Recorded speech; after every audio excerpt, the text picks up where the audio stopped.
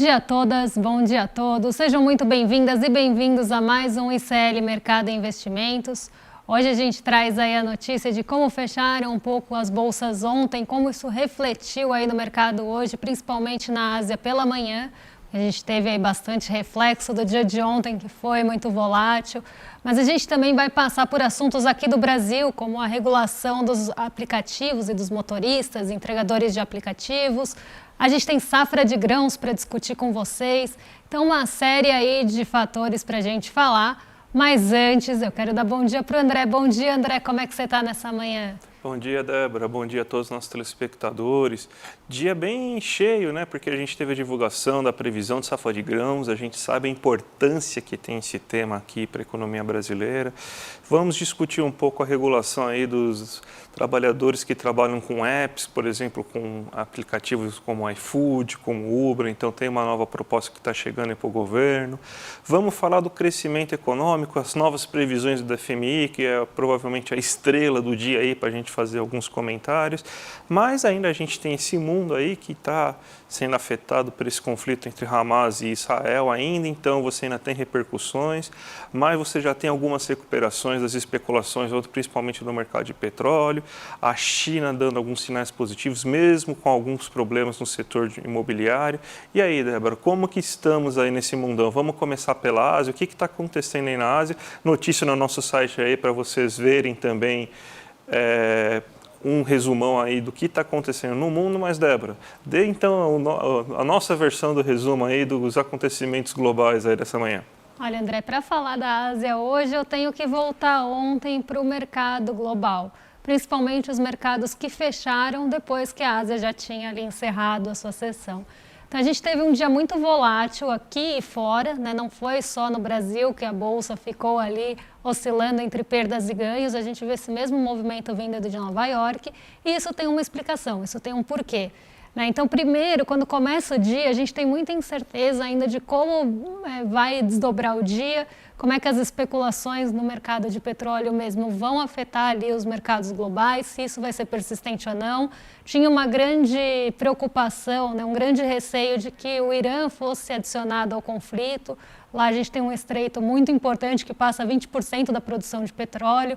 Então, a gente teve ali realmente um aumento de temor em relação ao conflito e como isso poderia impactar os demais países e os demais mercados. O primeiro que respondeu foi realmente o petróleo, que subiu praticamente aí 5% ontem ao longo do dia, chegou a bater 5,20% de alta, fechou um pouco ali mais tranquilo no fim do dia, mas conseguiu puxar ali os mercados para cima, principalmente aqui no Brasil, porque a gente tem um peso grande, Desculpa, gente.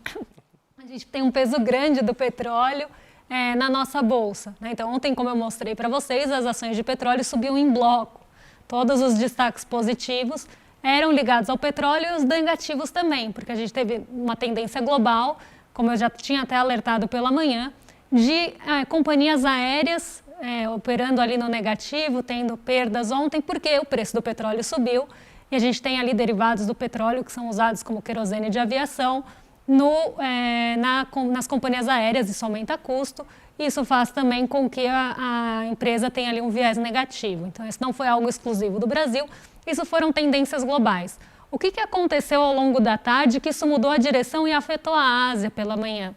A gente teve primeiro uma primeira sinalização que podia ter uma trégua entre o Hamas e Israel, que podia ser negociada alguma trégua, então esse foi o primeiro ponto ali que começou a ter uma melhora ali nas bolsas, uma melhora de humor mesmo. E, por fim, um dirigente do FED falou durante a tarde, na verdade foi o vice-presidente do FED que falou ontem durante a tarde. O FED, para quem não sabe, é o Banco Central dos Estados Unidos. E aí ele começou falando que não sabe se o aperto monetário vai ser suficiente para levar a inflação para a meta, mas que, além disso, eles vão ali manter outros indicadores no radar. Então, eles vão olhar também para as treasuries, vão olhar para os outros indicadores. Então, isso fez com que a melhora ocorresse em Nova York, porque foi considerado um posicionamento menos rígido. Talvez apontando aí, depois eu vou montar como isso bateu ali no monitoramento do CME Group, mas como isso mudou ali o humor mesmo e as expectativas em relação às taxas de juros nos Estados Unidos. Então isso arrefeceu ali aquele temor inicial, principalmente em relação ali a mercados dos Estados Unidos. Ontem era feriado por lá, as bolsas funcionaram normalmente, mas a gente teve ali uma menor liquidez de câmbio e também de juros futuros, porque os mercados das Treasury estavam fechados. Então hoje o mercado abre, inclusive, com queda nos rendimentos. E aí eu chego no ponto que eu estava começando, né, André? Como é que isso bateu na Ásia? Bateu de uma forma mista, tá? Então alguns indicadores, alguns índices asiáticos subiram por conta desse movimento de Nova York vindo no fim do dia, e algumas bolsas ainda ficaram no terreno negativo, repercutindo ali o movimento e as incertezas em relação ao Oriente Médio. Quem liderou os ganhos na Ásia ontem, na verdade hoje pela manhã, foi o Japão. Então eu vou colocar aqui na tela para vocês o Nikkei 225, que foi o índice que liderou os ganhos com alta de 2,43%, porque o Nikkei 225 ontem estava fechado, era feriado no Japão, e hoje ele abre positivo aí puxando esse humor de Nova York. Como eu sempre falo aqui, Nikkei 225 é o índice mais sensível a movimentações nos Estados Unidos. Então ele fecha bem positivo hoje. A gente teve outras bolsas no terreno positivo, como o Hang Seng, e o Hang Seng é até um caso que eu quero comentar aqui com vocês, porque ele fechou positivo contrapondo o movimento da Country Garden. A Country Garden é uma incorporadora chinesa que está com dificuldades, já há algum tempo a gente vem falando dela, e hoje ela sinalizou para a inadimplência. Ela falou que não vai conseguir pagar suas dívidas porque ela está com um baixo volume de vendas, ela teve redução ali nas suas vendas, e ela começou a sinalizar que ela não vai conseguir pagar as dívidas. Isso fez com que ela caísse mais de 4% no mercado asiático, mas não o suficiente para levar o Hang Seng para o terreno negativo, que ainda ficou ali com um desempenho moderado. Mas aí mais um ponto do setor imobiliário chinês para a gente ficar de olho, porque a Country Garden é uma grande incorporadora e ela sinalizou aí já para um possível calote, não vou conseguir pagar.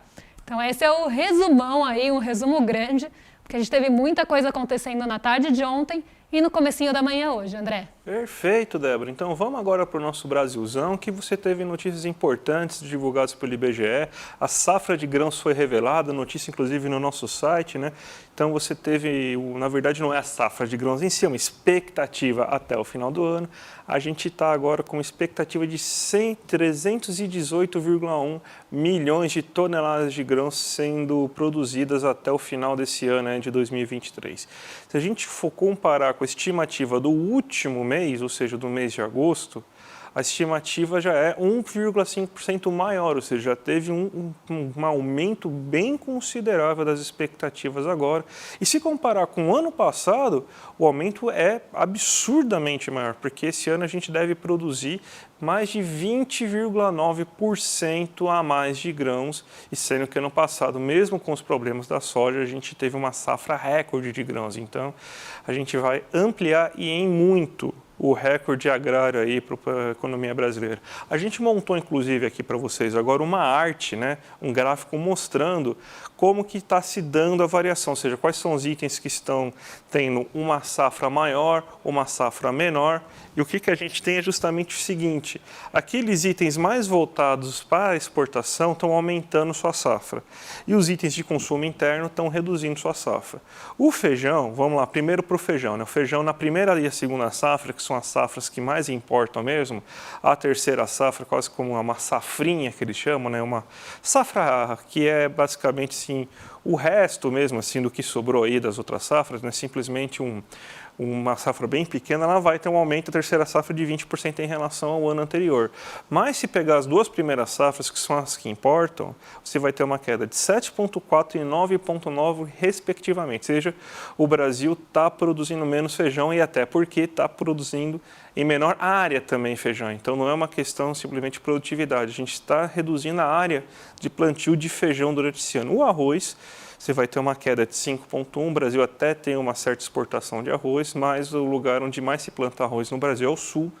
A gente está vendo toda a catástrofe, né, Débora, que está acontecendo nas regiões. Agora não é mais o Rio Grande do Sul, agora é Santa Catarina que está sendo afetada, né? Então você tem uma queda esperada de 5,1%. Mas nos demais itens, vamos muito bem, obrigado. O milho, que já teve uma alta expressiva, porque o milho brasileiro está substituindo o milho ucraniano no mundo, principalmente na Europa, vai crescer mais 10%. Aliás, a gente até deu aqui, né, que o Brasil provavelmente vai passar os Estados Unidos, né, na produção de milho, inclusive na venda de milho, né? Então, o milho está crescendo bem. Na primeira safra, 10 pontos. Na segunda safra, que também é uma safra rebote, um pouco menor do que a safra principal, que é a primeira, vai crescer 22,4%. E a nossa grande estrela, que é a soja, né, e a gente teve problemas no plantio de soja no passado, vai crescer 26,5%. O trigo, que é produzido pela Embrapa, né, a gente tem as sementes que o Embrapa conseguiu fazer a gente plantar trigo aqui no Brasil, trigo tropical, que é uma novidade no mundo do agronegócio, vai crescer 4,8%. Aliás, a gente já tem quase 4% da nossa área plantada de trigo. Quase não tinha nada há alguns anos atrás, agora a gente já tem 4% do total plantado da economia brasileira de trigo. Mas esse trigo não é do nosso pão, não, tá? Esse trigo vai para outros países, fiquem tranquilos. E o café arábica, que é o nosso café mais exportado, né, ele vai subir 14,16%, ou seja, a nossa produção de grãos para a agroexportadora está indo muito bem, obrigado, né? Mas, lembrando, né, esses grãos não vão para vocês, eles vão para o resto do mundo. O que a gente tem de grãos que geralmente vão para nós está caindo, né? Infelizmente, essa é a situação aí do agronegócio brasileiro. Os lucros estão indo bem, mas alimentar o povo brasileiro, como que eles mentem na propaganda dos grandes reclames, né, de algumas emissoras, não é de fato o que está acontecendo. Não é pop, né? Mas vamos lá. Até complementando aqui, né? Quando a gente traz aqueles mapas, né? Traz aquele percentual de quanto vai para cada cultura, a gente vê justamente um reflexo disso, né? Que é cada vez mais uma pauta, uma matriz ali voltada para a exportação, então áreas de plantio e culturas voltadas para a exportação e cada vez menos aqui para a nossa alimentação, para o nosso Brasil, né? Então, excelente colocação. É que nem o trigo é do nosso pãozinho, né? O trigo que já ultrapassou muitas vezes arroz e feijão, chegou ontem e não é o do pãozinho, é para fora. Mas também falando aí de Brasil, a gente tem novidades e riscos aí que estão sendo levantados em relação à reforma tributária, né, André? Sim, matéria do nosso site, inclusive, né, porque algumas entidades estão alertando, porque qual é um dos grandes problemas da reforma tributária? É justamente esses puxadinhos, né, que estão sendo levantados, e a gente já está alertando vocês que cada vez que tem esse puxadinho levantado por um setor, e esses setores muitas vezes alegam que eles empregam muito, mas não empregam tanto. A gente pode ver assim que os setores que estão menos empregados, os setores que mais estão empregando não têm essas isenções tributárias. E setores que empregam muito pouco estão com essas isenções tributárias.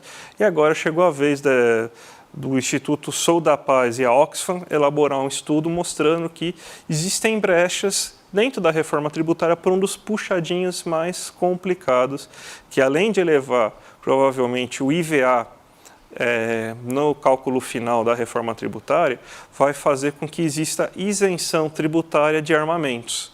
Então, olha só que perigo, Débora. Então, às vezes o pessoal acaba deixando passar alguns pontos, ainda bem que esse pessoal daí do Sou da Paz e da Oxfam também, que é um instituto bem sério aí de pesquisa, né, fez esse levantamento, porque tem que ser eliminado. A gente sabe como que os lobbies são grandes, a gente sabe que o lobby da arma, a bancada da boi, bala e bíblia, se tiver um aumento de poder, um aumento de força no Congresso nesses últimos anos, e eles vão tentar fazer assim, vão falar que não é para isso, né? Então a gente tem que tomar cuidado, mas a gente sabe que no final você pode ter então a gente financiando o armamento, e eu acredito que não é isso que ninguém queira, né, Débora? Exatamente.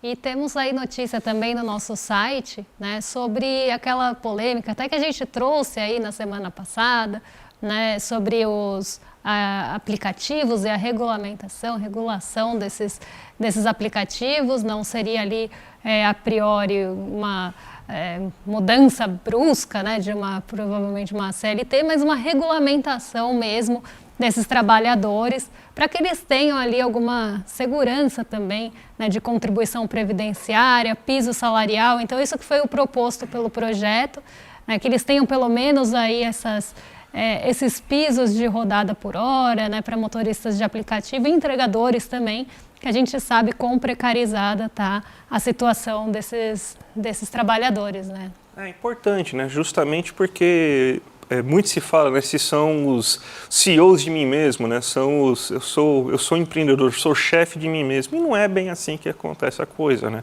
Você tem uma grande empresa por trás disso, sem aquela grande empresa, aquele trabalhador não consegue trabalhar, eles ficam dependentes, seja da Uber, da 99, a gente só fala da Uber aqui, mas temos a 99 também, então vamos dar nome aos bois também, ou da Rappi, né, a gente só fala do iFood, então também da Rappi, então você fica muito dependente aí desses grandes aplicativos que acabam tornando assim os trabalhadores meio que reféns e não consideram eles como trabalhadores.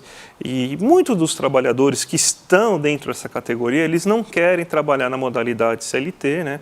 Já existiu toda uma demonização, que nem demonizaram o funcionário público, demonizaram a Previdência, demonizaram os sindicatos, demonizaram também a CLT, né? Então a direita, a extrema-direita conseguiu muitas coisas aí colocar na cabeça das pessoas. Então eles não querem. Então está se tentando fazer uma nova modalidade que pelo menos garanta alguns mínimos, como você ter direito a trabalhar, ganhar um salário mínimo, né? Então por isso que você tem esse piso, né? 1 hora rodada por R$30 e para os motoristas e para os motoboys de R$17, previdência, um seguro previdenciário que garanta assistência funerária, pelo menos. A gente sabe que esse trabalhador ele está sofrendo muito risco, ele tem muito risco de acidentes graves, principalmente a categoria dos motoboys, então é muito importante isso, né?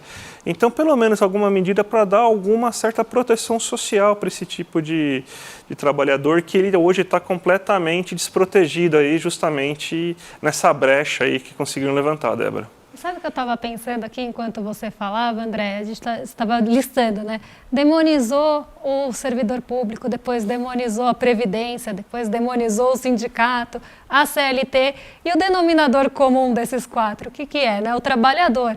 Então você vê o trabalhador contra o próprio trabalhador, é quase o trabalhador contra si mesmo, achando que está sendo um empreendedor ali, está sendo realmente seu próprio chefe, demonizando inclusive garantias ali que poderiam trazer uma melhor qualidade. Então é quase que uma demonização vinda, e principalmente eu acho depois da reforma trabalhista, que coloca na cabeça do próprio trabalhador que ele seria mais feliz ou mais bem-sucedido sem esses órgãos, sem essas entidades, mas aí também colocando ele numa situação de precarização, né? É quase que uma demonização do trabalhador como categoria social, né? Então, se você ainda é trabalhador, você não é um empreendedor, né? Então, inventaram muitas palavras bonitas, né, para falar sobre trabalhadores, né? Colaboradores, empreendedores, mas na verdade somos todos trabalhadores. Eu sou trabalhador, Débora é uma trabalhadora, então, mas inventaram um monte de palavras bonitas para tentar. Então é meio que tornou-se um termo pejorativo ser trabalhador, né? Demonizaram, parece que ser trabalhador é ser um cidadão de segunda classe, e ninguém quer ser um cidadão de segunda classe. Então, a palavra e o modo de ser trabalhador acabou sendo demonizado mesmo assim. Isso daí faz parte de uma estratégia, né? Que quanto menos o trabalhador se enxerga como trabalhador, ele menos vai lutar pela sua própria classe social, né? Porque ele se enxerga mais como um empresário do que como trabalhador, e a gente sabe para quem que ele vai tentar comprar esses interesses, né? Exatamente. Distancia aí da consciência de classe, inclusive de trabalhador. E temos também notícia, essa importante, acho que uma notícia que saiu agora pela manhã, que é a mudança, a revisão das previsões do FMI para o Brasil e para o mundo de uma forma geral. Então a gente teve uma melhora na expectativa do crescimento da economia brasileira. Então, o FMI se junta aí aos outros órgãos e outras entidades que já revisaram para cima o crescimento do Brasil esse ano. O Brasil já pode pedir música em programas de televisão, porque mais de 3 entidades, inclusive internacionais, já revisaram o PIB do Brasil para cima esse ano. E o FMI deixou em 3,1%. Então, também ali entre aquelas expectativas que a gente trouxe aqui para vocês, de Banco Central em 2,9%, Relatório Focus em 2,92%, Ministério da Fazenda em 3,2%, FMI fica entre os dois, aí, como outros também, né, como o IPEA. Então a gente vê aí que o FMI deixa o Brasil em 3,1%, a gente sai de um patamar de 2,1% para 3,1% agora em 2023, e a gente montou para vocês uma tabelinha aí, um gráfico, para a gente ver como é que está o Brasil em relação a outros países, como é que também ficaram as projeções para o mundo, para as economias desenvolvidas, emergentes, África subsaariana. Então, vamos ver aqui o gráfico que a gente montou.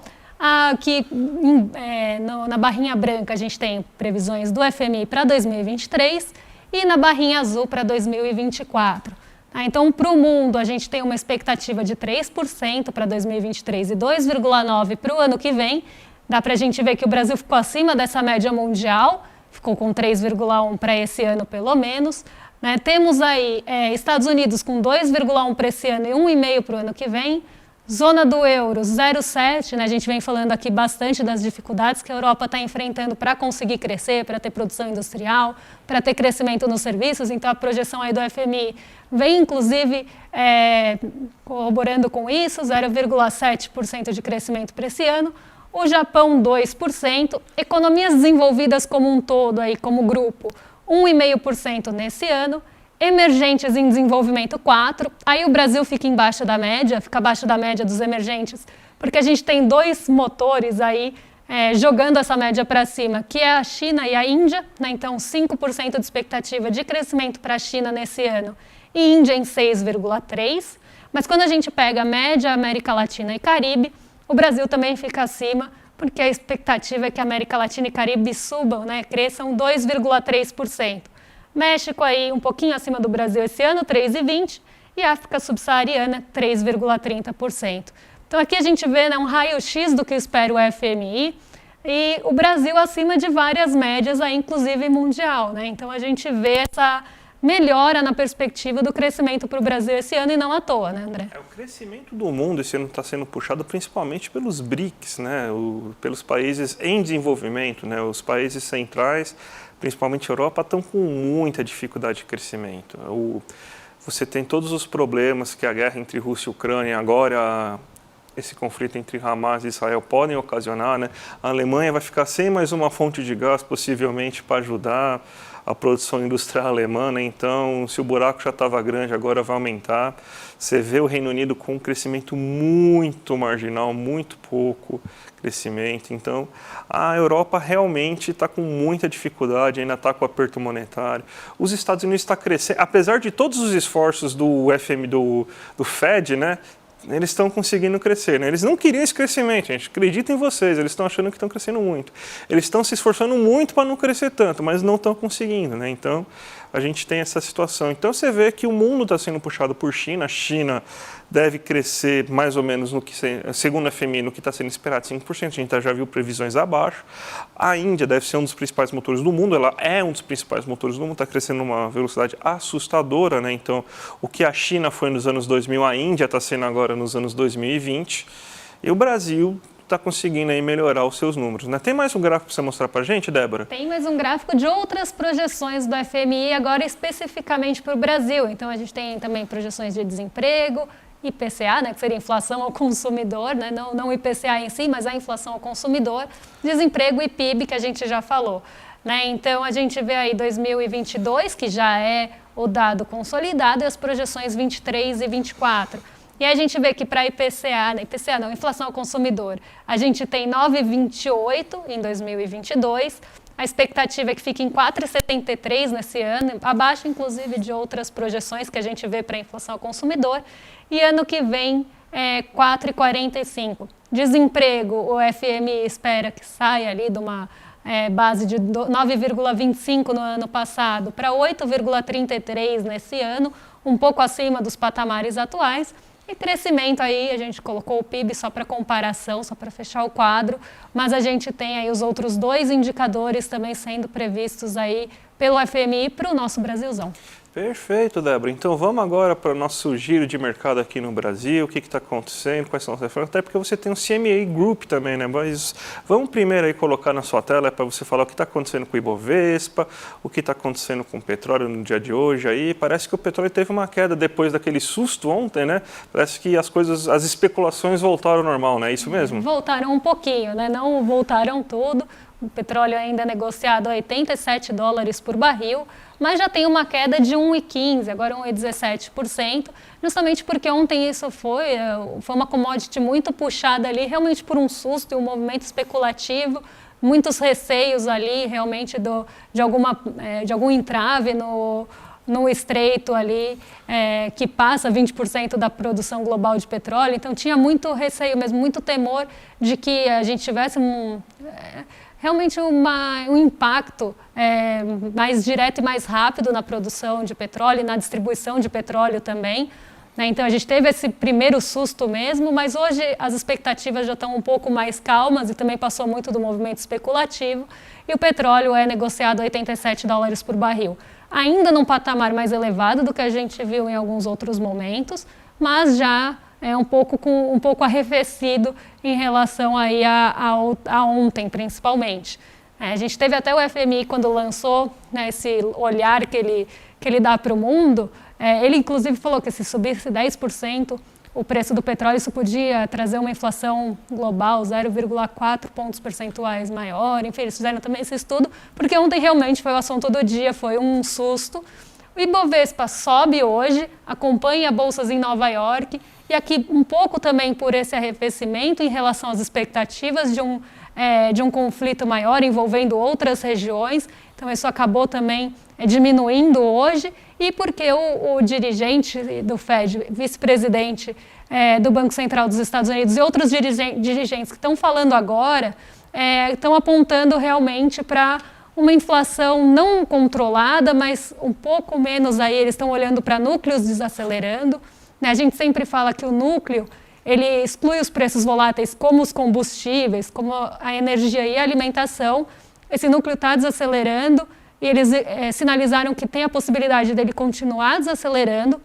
Então isso trouxe ali um pouco de calma e o mercado de treasuries, que ontem estava fechado, hoje abriu em queda. Então isso aumentou o apetite pelo risco, as pessoas começaram a voltar para as bolsas emergentes respondem mais rápido, tanto quando aumenta a aversão a risco e esse recurso sai, mas também quando volta esse apetite pelo risco e esse recurso volta. Então a gente vê o Ibovespa subindo aí acima de S&P e Nasdaq hoje, Nikkei 225, que a gente já passou, liderou altas na Ásia. A gente tem o dólar também caindo hoje, também refletindo aí esse movimento de arrefecimento nos rendimentos das treasuries, então os rendimentos caíram hoje, e aí o dólar se enfraquece frente à real, e a gente tem esse movimento aí mais geral. E aí quando eu falei mais cedo, né, que a gente teve aí essa expectativa dos juros sendo aí um pouco mais acalmadas, mais abrandadas pelo discurso de ontem e que deve ter continuidade hoje, a gente teve a atualização ontem à tarde do monitoramento do CME Group, que mostra ali o que os agentes do mercado estão esperando para as taxas de juros dos Estados Unidos. Então, na sexta-feira, a expectativa era de 27% de elevação, de 0,25 ponto percentual na taxa de juros dos Estados Unidos, e 72,90% dos agentes acreditavam em manutenção. Então, um cenário aí que a manutenção era maior, mas a elevação estava crescendo. Inclusive, durante as semanas, a elevação estava ganhando espaço. Depois que fala o dirigente do Fed, que saem alguns outros dados mais mistos do payroll, isso se inverte. Então, na verdade, diminui, né? A gente tem uma probabilidade de elevação de 16,4 e manutenção 83,6. Isso também acaba refletindo naquele sentimento de aversão ou apetite pelo risco. No caso, hoje é apetite pelo risco, porque estão esperando aí que as taxas sejam mantidas e não elevadas. Então, isso faz com que os mercados vão ali buscar outros riscos para ganho. E isso faz com que também ele venha aqui para mercados emergentes, incluindo o Brasil. E vale lembrar que o Brasil, quando a gente fala desses mercados emergentes, é o que tem a maior sensibilidade cambial também. Então, a gente tem uma sensibilidade de bolsa que atrai recursos e como o real é uma moeda muito líquida, ela também responde em maiores grandezas, para cima e para baixo. Então, ela acaba sendo mais sensível a esse tipo de notícia, a esse tipo de movimentação. Então, uma notícia como essa mudança nessa expectativa dos agentes para as taxas de juros em novembro, faz com que o dólar também caia e o real se fortaleça, até em maior escala do que outros emergentes, André. Perfeito, Débora. E, gente, é hoje, hein? Hoje, a grande aula do Eduardo Moreira. 3 regras para investir com resultado. A partir das 8 horas da noite, a gente vai estar aqui ao vivo, Eduardo Moreira, e eu e a Débora também respondendo a perguntas de vocês aí no final da aula. Então não percam, imperdível. Aqui ó, o link para vocês se inscreverem hoje, para vocês serem avisados aí na hora que começar a aula, edu1.com.br/mercado.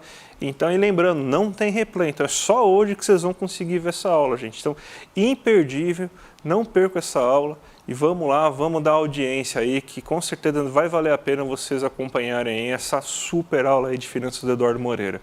E pedir para vocês continuarem aqui também com o ICL. Então, a gente vai ter hoje, não vai ter o Sinapse por causa da nossa aula aí com o Eduardo Moreira, mas a gente vai ter sim o ICL Notícias 2, né, com a Gabi Varela, a nossa dupla de Chicos de sempre, Chico Sá e Chico Pinheiro. Então, a partir das 6 horas da tarde até as 7h30, vocês ficam aí com o ICL Notícias 2 e já emenda na nossa super aula aí com o Eduardo Moreira, tá certo, gente? Amanhã a gente está de volta a partir das 7, mas antes disso, às 8 horas, eu e o André estaremos aqui. Não sei vocês aí em casa, se ainda não inscreveram, se inscrevam. Não sei como vocês estão aí em casa, mas eu já estou com roupa de ir. Então, a gente se vê às 8 horas e amanhã, a partir das 7, estamos aí com toda a nossa programação Desperta, ICL Notícias primeira edição. A gente tem em sequência o Em Detalhes, aprofundando ali um tema para vocês aí em casa e a gente entra aqui a partir das 11 horas amanhã, mas hoje a gente ainda se vê, então nem vou dar até amanhã, vou dar até daqui a pouquinho. Mas aí amanhã, importantíssimo aí nosso programa de mercado, porque sai IPCA, inflação. Então vamos falar aí do que está pesando no nosso bolso, vamos ver o impacto dos combustíveis. Então até já já, nem vou me despedir até amanhã, até já já. Até mais, gente. Tchau, tchau.